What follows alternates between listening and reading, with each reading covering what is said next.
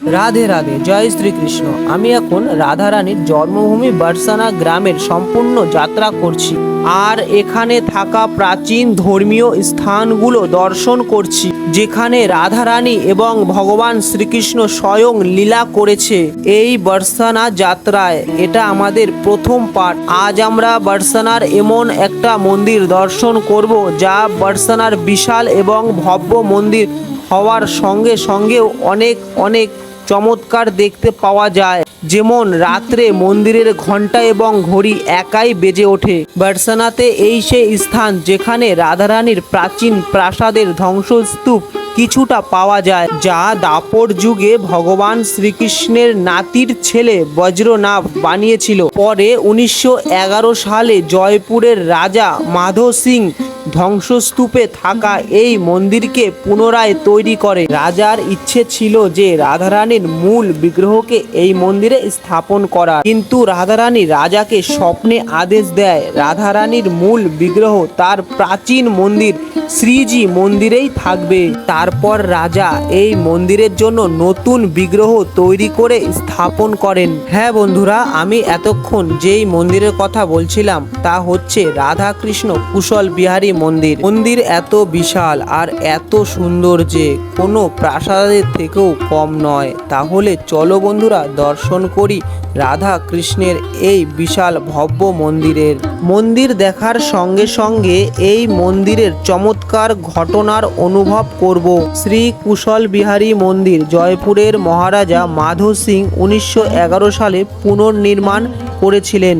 রাজার ইচ্ছে ছিল রাধারানীর মূল বিগ্রহকে এই মন্দিরে স্থাপন করার, কিন্তু এমনটা মানা হয় যে স্থাপিত করার একদিন আগে রাধারানী স্বপ্নে এসে রাজাকে আদেশ দেয় নতুন মন্দিরে নতুন বিগ্রহ স্থাপনা করতে। এরপরে 1918 সালে রাধাকৃষ্ণের নতুন বিগ্রহ স্থাপন করা হয়। মহারাজ এই মন্দিরের নাম তার স্ত্রী কুশল কাওয়ারা এর নামে কুশল বিহারী রেখেছিল, কারণ রানী ছিলেন অনন্য কৃষ্ণ ভক্ত। এরপর মহারাজ এখানে রাধেশ্যাম ব্রহ্মচারী মহারাজকে সেবা পূজা করার জন্য নিযুক্ত করেছিলেন। রাধেশ্যাম ব্রহ্মচারী ছোটবেলা থেকেই কৃষ্ণ ভক্ত ছিলেন। মাত্র 13 বছর বয়সে তিনি তার ঘর পরিবার ত্যাগ করেছিলেন। তিনি এই মন্দিরে 30 বছর পূজা সেবা করেছে। বলা হয় যে রাধেশ্যাম ব্রহ্মচারী মহারাজের উপস্থিতি এখনো অনুভব করা যায় এই কুশল বিহারী মন্দিরে। মানা হয় যে রাত্রিবেলা রাধেশ্যাম ব্রহ্মচারী মহারাজ এই মন্দিরে এখনো পরিক্রমা করেন। ঠিক ওই সময় মন্দিরের ঘণ্টা আর ঘড়ি একাই বেজে ওঠে। এই প্রকারের চমৎকার এই মন্দিরে দেখা গেছে। সাধু সন্তরা বলেন যে রাধারানীর কৃপায় এই মন্দির পুনরায় আগের মতো করা সম্ভব হয়েছে। মন্দির নির্মাণ রাজস্থানের ভরতপুর জেলার বনসি পাহাড়পুর এলাকার লালচে বাদামি বেলে পাথর দিয়ে নির্মিত করা হয়েছিল, যা মন্দিরের সৌন্দর্যকে অনেকটা বাড়িয়ে তুলেছে। এটাই সেই পাথর যা কিছুদিন আগে অযোধ্যার রাম মন্দির নির্মাণ কাজে ব্যবহার করা হয়েছে। এই মন্দির তৈরি করতে আনুমানিক 14 বছর প্লাস লেগেছিল, আর সেই সময় এই মন্দির বানাতে খরচ হয়েছিল 50 থেকে 60 লক্ষ টাকা।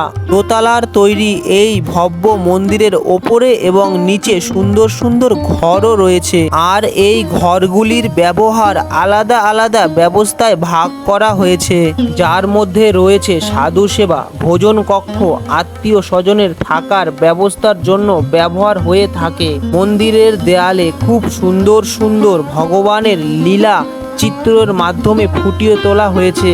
মন্দিরে থাকা দরজা জানালা দেখলে আপনারা বুঝতে পারবেন এই মন্দিরটি রাজস্থানী ডিজাইনে তৈরি করা হয়েছে, যা দেখে মনে হবে এটা পুরো একটা প্রাসাদ।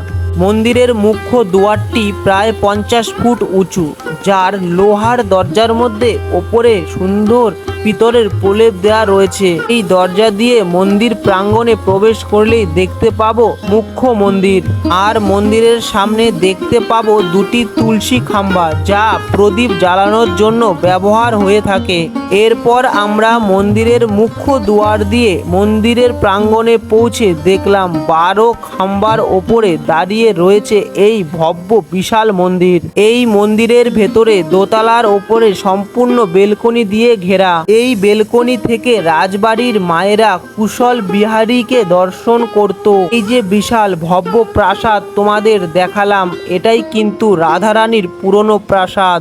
আর সামনে যে ঠাকুরজির খুব সুন্দর বিগ্রহ দেখতে পাচ্ছি, এই বিগ্রহ এই স্থানে কুশল বিহারী নামে ঠাকুরজি পূজিত হচ্ছে। মন্দিরের টাইম এর কথা যদি বলি তাহলে এই মন্দির ভোর 5টায় খোলে এবং রাত 8:30-এ বন্ধ হয়। এই কুশল বিহারী মন্দিরে তোমরা গাড়ি করে মন্দিরের গেট পর্যন্ত আসতে পারবে। এই স্থানে গাড়ি পার্কিং এর সুবিধা আছে।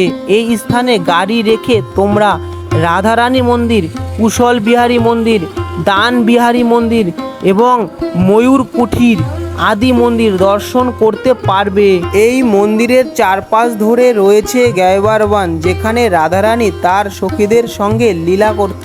এই বনের আবহাওয়া মনের শান্তি আর ভক্তি অনেকটাই বাড়িয়ে তোলে। তোমরা যখনই বার্সানাতে আসবে অবশ্যই এই কুশল বিহারী মন্দির দর্শন করবেন।